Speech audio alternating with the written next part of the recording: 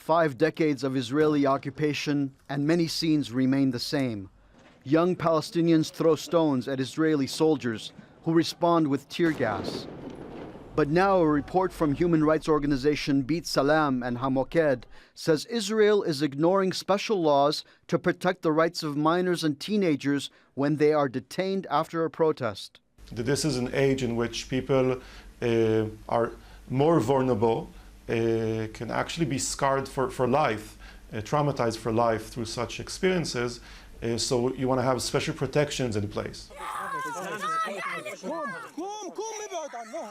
The report's authors say the justice system in Israel lacks any understanding of due process when handling Palestinian teens, specifically in occupied East Jerusalem and the West Bank.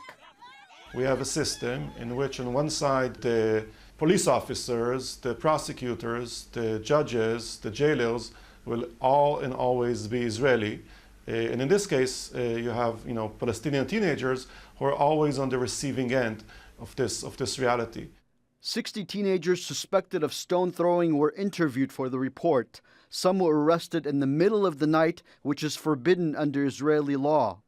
70% of the boys arrested did not know they had the right to remain silent.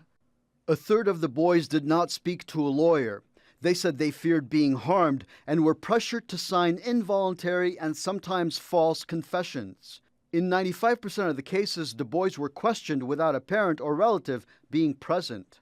Most were threatened and interrogated and could be held in harsh conditions in a cell for days or weeks.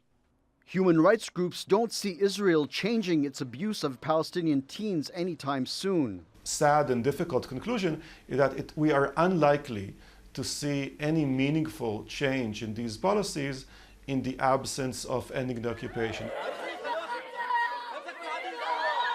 Israeli police say the report is inaccurate and misleading.